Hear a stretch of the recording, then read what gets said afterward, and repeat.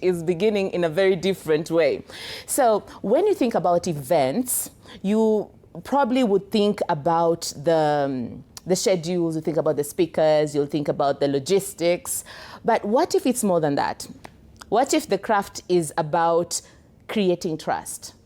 So today we are going to be having a very interesting conversation with someone who doesn't just organize events, but he designs an environment where some meaningful relationships are built. And we are so privileged to have him with us here. Let's start with Ambassador, Dr. Thomas Kwaka, Big Ted. Karibu sana. Thank you. Thank you so much for coming. Yes. How are you? Well, I'm awesome. Just hot off a site where we're putting together an event. Yeah. So it's part of the whole thing. I can't wait to go home and sleep and wake up again very early in the morning to head back to the site. But you are respected in this zone, you know? Yeah. You are an accomplished executive. You have got experience in diverse sectors, be it governance, be it high-level diplomacy, be it youth engagement. You're in it and you're in it to win it. And there's a lot of respect with the events that you execute, because you execute really high-stake, large-scale events. Let's talk about Big Ted the person. What is it about you that makes you this sought after, that makes you trusted? Well, number one, I think it's I've been around for a while.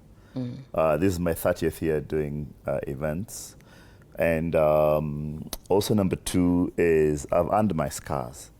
You know, I think I've been there for a while, failed, made it, and then I've been through many people's stories. But I think what really stands out, even for myself, is the art of reinvention. That you should be able to reinvent yourself at every level of life that you're in. I don't know if guys here know about matumbo. But when you go to buy a matumbo, you can never hold it in the hand.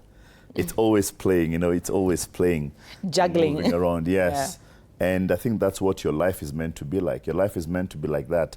That whatever it is that life throws at you, you're able to change yourself to be something else. And you're really big with this issue of reinvention, because I also had you during the Kalasha Actors Nominee Dinner, and you spoke about actors finding the way that they will reinvent themselves. How exactly have you reinvented yourself throughout the 30-year period in which you've been in this industry? Well, the strange thing is that I emceed, for example, for people whose sons right now are coming for the same gigs that I'm still emceeing for. And the idea is that you can be relevant to different generations without losing who you are. Okay, so with every generation, you must find what is that one thing that connects you to them. So for example, right now, maybe my connection is probably the wisdom that I bring to the table, you know, and that's what maybe people look like. People look at maybe a big brother or just a father figure, and that's probably what people are holding on to, you know, in this different generation. But before, it was about the vibrance, and because that time when we were starting, it was the newness of the craft.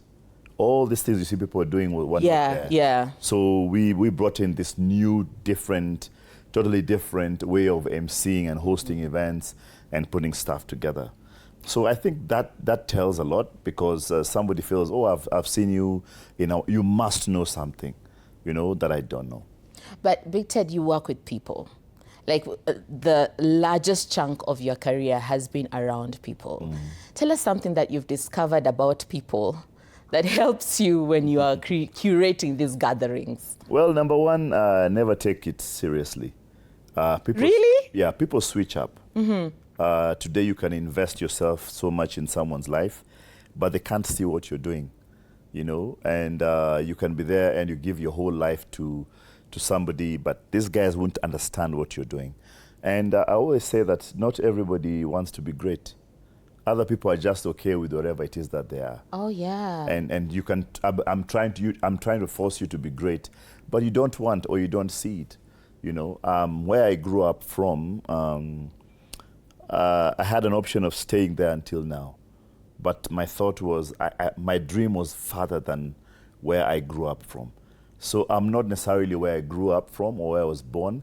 I'm where I want to be, you know, and I try and pull people out of those places And there are a couple of things which people must understand that forms a human being. When you look at any person, there are 4 facets that are very, very key. The first facet is work or purpose. Everybody looks out for purpose. Everybody is driving towards purpose. You have people, and it's not about the money. You know, people confuse this whole thing. Purpose is not about money. Purpose is about satisfaction and you doing what exactly God put you on earth. Passion, what you're passionate about. Yeah, and some of us would even do this for free because that's our purpose, that's our drive. You know, we wake up in the morning and I feel I've written a column for the last 15 years. You know, every day in the morning, come rain, come sunshine. I'll wake up and I'll go like, there's somebody who needs to read this. Or sometimes I'm speaking to myself, I'm like, Ted, listen to what the morning is talking to you about. Number 2 is family.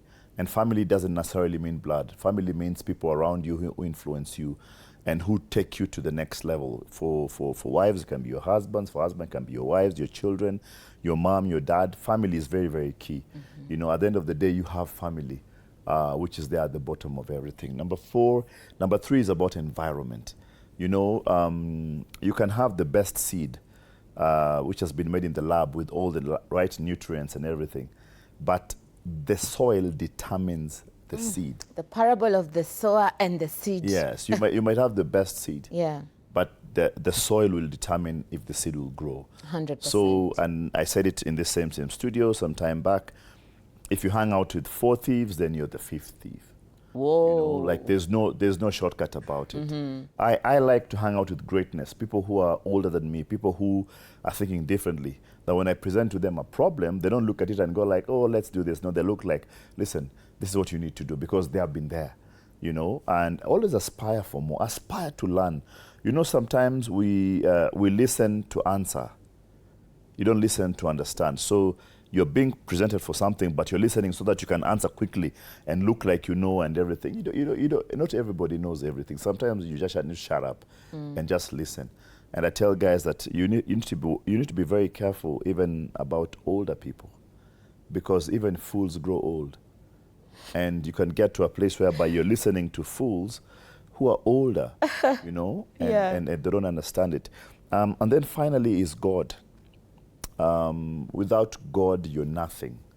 And you need to understand that if you have a phone, which probably is a Samsung that you have there, if that phone gets spoiled, it will be foolhardy for you to take that phone to an iPhone shop. Correct. Or to another different brand or model, you know, because the people who built that phone are not iPhone, they are Samsung.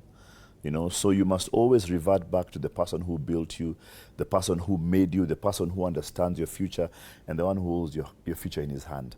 So once you revert to the manufacturer, that you're able to understand really, really, really, really. You know, if the manufacturer tells you what that phone can do, you'll be like, what? By the way, I just discovered that my phone can do some crazy stuff this past week. I never knew it had all those things. And my friends showed me, I was like, what? These things are in my phone? Yeah. The guy's like, yeah, these things are there. I'm like, I never knew. And that's what it is about, you connecting and running with God, you know. And we say that when you run with your own strength, that's a race. But if you run with God, that's grace. Oh. And grace is what actually brings everybody out and makes you rise to whatever level that you are. Are you a low-key pastor? No, I'm actually a born-again Christian. Yes. I love the Lord as my personal savior. I love God. I don't care about anything. I'm a believer. I don't even hide it, you know. But at the same time, I understand that it's not necessarily what I do or who I think I am that actually gives me favor with God. It's just because God loves me, you know. And I'm a great student of David in the Bible, and I try and understand what are these things about David, because his sins are almost like my sins, you know, the things that he was accused of and the things that we saw him going on. But if you read his story, you just get to understand that after all this, God still says this guy is a friend after my heart, which means that beyond everything else, God looks and says, you know what, this guy might have these mistakes, like this guy still loves me. And I would love God to call me and say that, you know what, Ted is my friend. That's lovely. And one of the things you need to know about life is I have friends who, if you touch, I'll come after you. And that's the thing about God, that if God says you're my friend, you cannot touch God's friends. Lakini job venye alifanyiwa. Yeah. That was Yeah. let's Yeah. not get to the But job also story. the job story is about trust. It's about God trusting you enough to say that let try even this the guy. devil go try Yeah. that guy. Yeah. There's one person I have trust in. And it also exposes the character of the person. Do you know Job? It says that God turned around Job's state when he prayed for his friends. The same friends who had abandoned him, the same friends who had told him and everything. And it speaks something crazy about life, that even the people who do wrong for you, it's not an eye for an eye. You know, and you know what they say, that if it's an eye for an eye, then everybody will become blind, because we're just fighting against each other. So there's something you mentioned earlier on about you spending time with greatness or hanging around greatness. How do you find that greatness? Where do you find these people? By the way, greatness is everywhere. Greatness is everywhere, but also, you know what we say on the streets, game recognizes game. You know, you can meet somebody who's young, but there's something about them that is so different. And when you sit, I go and sit with young people, and I just want to listen, like, what are they thinking? Like, what exactly are they thinking about? And right now, I have a better understanding of these generations than many people, because I just sit with them and I listen. And some of the things they say, you're like, okay, it actually now makes sense why this generation is behaving this way, and my generation is different, you know. And if you look at them, you then understand. So greatness comes out this way. Some people have greatness thrown at them, but they'll never be great. Some people grow up with greatness, but they'll never be great. Some people will even look and see greatness, but they'll never ever understand it. So this greatness thing, you must have an eye for it. It's like going to the forest with a hunter. If you go with a hunter, they'll tell you, like, if don't move, there's an animal there, and you're looking in the bush and you can't see anything. It's like snakes. Yeah. You know, if you walk with a real snake charmer, you'll walk, they'll tell you stop. There's a snake there, and you're looking in the grass and you can't see anything. But it tells you if you move, that snake will jump at you. Yeah. And you're like, where is the snake? I can't see it. You know, I go to the park a lot, with a game warden. They go like, can you see the lion? I'm like, where? They're like, you seen that tree? There's that bush behind it is a lion. I'm like, I cannot see anything.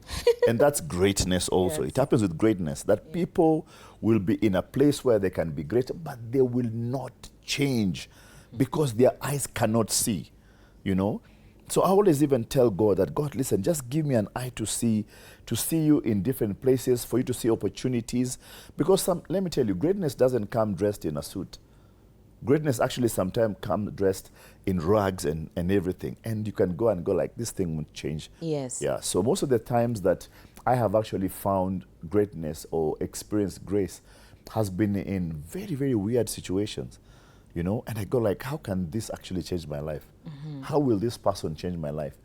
And when you speak to them, you find that they actually take you right to the doorstep of what you needed to do. That question is actually very crucial, because when you're organizing these events, you intend for relationships, meaningful relationships, to be brewed, and for the participants to be more than participants, but create a community, an ecosystem, something that will last past that event. How do you achieve that? And let's focus first on Africa Forward, that you are organizing the concert for Le Concert together with Trace.